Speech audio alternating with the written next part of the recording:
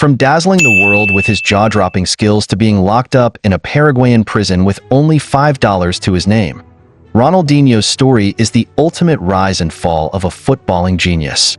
How did a World Cup winner and Ballon d'Or legend spiral from the pinnacle of success to the depths of scandal? Stick around as we dive into the extraordinary life of Ronaldinho, a tale of magic, tragedy, and redemption. On March 21, 1980, Ronaldo de Assis Moreira, better known by the nickname Ronaldinho, was born into a family facing extreme poverty in one of Brazil's toughest neighborhoods. His father, a former semi-professional footballer, worked at a shipyard, while his mother, a nurse, tirelessly supported the family. Despite their struggles, a beacon of hope emerged in Ronaldinho's older brother, Roberto, who was 10 years his senior and an aspiring footballer playing for Grêmio. When Ronaldinho was just 8 years old, Roberto's football talent brought a life-changing opportunity. Roberto signed a professional contract that not only provided financial stability for the family, but also included a new house equipped with a pool. Yet, just as their fortunes began to improve, tragedy struck. One day, young Ronaldinho came home to find his family in tears. His father had suffered heart harm and drowned in the pool. This loss shattered the family, and shortly afterward, Roberto sustained a knee injury, putting his professional future in jeopardy and dimming their hopes for a better life. Roberto, despite his injury, took on the role of a father figure to Ronaldinho, dedicating himself to training his younger brother. Recognizing Ronaldinho's raw talent, Roberto worked tirelessly to nurture his skills, fostering a bond that would shape their lives. This dynamic of trust and guidance would ultimately lead both brothers into unforeseen trouble, including their eventual imprisonment in Paraguay. But more on that later. At 13, Ronaldinho began making waves on the football field. Representing Grêmio's youth academy, he achieved national recognition after scoring all 23 goals in a remarkable 23-0 victory. This stunning performance earned him a spot on Brazil's under-17 World Cup squad, where he helped secure the championship, cementing his reputation as the nation's next football prodigy. Progressing through Grêmio's ranks, Ronaldinho signed his first professional contract at 18. Over 3 seasons, his goal-scoring prowess and electric playing style captivated fans. By his final year at the club, he had netted an impressive 28 goals in 37 appearances, showcasing not just his scoring ability, but also his signature creativity and flair.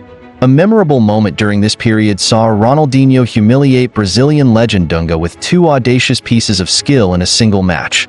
An incident Dunga would not forget when he later became Brazil's national team coach. In 2001, Ronaldinho's extraordinary talent caught the attention of European clubs, leading to his transfer to Paris Saint-Germain, PSG, at the age of 21. Though PSG lacked the financial power and prestige they hold today, the move marked Ronaldinho's entry into European football. Initially a squad player, he found his footing after the winter break, delivering a series of standout performances that secured his place in the starting lineup. Despite his on-field brilliance, rumors about his nightlife began to surface, highlighting a penchant for Parisian parties that foreshadowed future struggles. The 2002 World Cup marked a defining moment in Ronaldinho's career. Teaming up with Rivaldo and Ronaldo Nazario to form the iconic 3Rs, Ronaldinho played a key role in Brazil's triumphant campaign, contributing 2 goals, 5 assists, and a breathtaking free kick against England. At just 22 years old, he returned to PSG as a world champion and a global superstar. Despite his growing fame, Ronaldinho grew discontented at PSG as the team's mediocre performances failed to match his ambition. In 2003, he made a high-profile move to Barcelona for €30 million, choosing the Catalan club over Manchester United. At Barca, Ronaldinho transformed into a generational talent, leading the team's resurgence in Spanish and European football.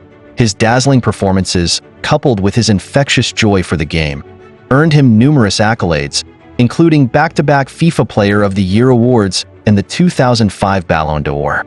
He was instrumental in Barcelona's La Liga triumphs and their 2006 Champions League victory. Ronaldinho's magic on the pitch was epitomized in a match against Real Madrid in 2005, where he scored twice in a 3-0 victory. His performance was so mesmerizing that Real Madrid fans rose to applaud, rare honor only shared with Diego Maradona. However, Ronaldinho's career began to wane after the 2006 World Cup, where Brazil's unbalanced squad fell short in the quarterfinals. Brazilian fans were devastated by their national team's early exit from the World Cup. Yet, their disappointment turned into outrage shortly after, as Ronaldinho and Adriano hosted a celebratory party that felt like a slap in the face. The backlash was severe. Fans dismantled a statue of Ronaldinho, and the adoration for the football icon began to wane. This incident was particularly jarring because many believed Ronaldinho had outgrown his partying lifestyle to focus on his career. However, it seemed his motivation had dwindled after achieving every major accolade in football. Upon his return to Barcelona, the signs of decline became evident. The 2006-2007 season was underwhelming for Ronaldinho, though flashes of brilliance remained. Meanwhile, attention in Spain shifted to a rising star named Lionel Messi. By the 2007-2008 season, injuries plagued Ronaldinho, and his fitness suffered due to persistent partying. His reputation as a full-time partygoer, part-time footballer resurfaced, reminiscent of his younger years in Paris. When Pep Guardiola became Barcelona's manager, he prioritized Messi's development and considered Ronaldinho a potentially harmful influence. At just 28 years old, Ronaldinho was sold to AC Milan, marking the beginning of a downward spiral. In 2008, Ronaldinho joined AC Milan wearing the number 80 jersey, as Clarence Seedorf occupied the iconic number 10. Milan, like Ronaldinho, was past its golden era but still capable of delivering moments of brilliance. His first season started promisingly but soon fell apart due to fitness issues and a lack of commitment, fueled by his indulgent lifestyle. Manager Carlo Ancelotti later admitted that Ronaldinho's decline was unsurprising. His physical condition had always been precarious, though his talent was unquestionable. The following season brought a brief resurgence. Under a new coach, Ronaldinho shifted to a left-wing role, rediscovered his form, and finished as Serie A's top assist provider. Many attributed his renewed effort to his desire for a spot in the 2010 World Cup squad. Despite his impressive performances, the call never came. Speculation abounded that Brazilian coach Dunga, whom Ronaldinho famously embarrassed on the pitch years earlier, had snubbed him out of spite.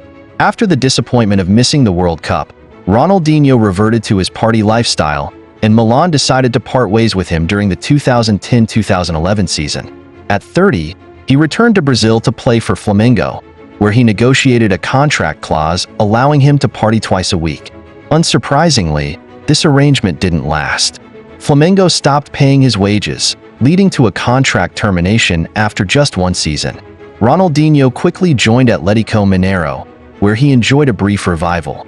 He led the club to its first Copa Libertadores victory and earned the prestigious Bola de Ouro as South America's best player. In 2014, he moved to Mexico's Querétaro, playing for a season before returning to Brazil with Fluminense in 2015. However, his stint there was short-lived. After just 2 months and 9 appearances, his contract was terminated due to underwhelming performances and fan criticism. In the twilight of his career, Ronaldinho played futsal in India before officially retiring in 2018. While his football journey seemed to conclude, his troubles were far from over. Just 2 years after retirement, legal issues landed him in serious trouble, leading to imprisonment and claims that he had only $5 in his bank account. The trouble stemmed from poor decisions made by Ronaldinho's brother, Roberto, who managed his affairs. In 2019, the brothers faced legal battles over environmental violations, including the illegal construction of a fishing platform in a protected area. Their failure to pay fines led to the confiscation of 57 properties and their passports. In March 2020, Ronaldinho needed to travel to Paraguay for a promotional event but lacked a valid passport. Roberto procured counterfeit passports for their trip, but their fame ensured they were recognized upon arrival. The brothers were arrested immediately. Ronaldinho claimed ignorance of the scheme, and his lawyer described him as a child who never grew up. Nevertheless, both were sentenced to prison for using fake documents. Investigators also revealed that Ronaldinho's bank account contained just $5, though rumors suggested he might have hidden assets offshore. The brothers spent 32 days in a Paraguayan prison, where Ronaldinho's trademark smile reportedly faded. However, his passion for football persisted. He participated in the prison's futsal tournament, leading his team to victory. On April 7, 2020, Ronaldinho was released on house arrest and later freed entirely. His fall from grace serves as a bittersweet reminder of his once incredible career. While his peak years at Barcelona were nothing short of magical, his decline was steep and riddled with missteps. As the saying goes, a flame that burns twice as bright burns half as long. Ronaldinho's story is a roller coaster of talent, joy, and heartbreak. Ronaldinho's journey reminds us that even the brightest stars can fall, but his legacy on the pitch will never fade. From lifting the Ballon d'Or to dominating futsal tournaments in prison, Ronaldinho's story is one of brilliance and heartbreak. What do you think? Is Ronaldinho still the most entertaining player football has ever seen? Let us know in the comments, and don't forget to like, subscribe, and click on the next video for more incredible football stories. See you soon.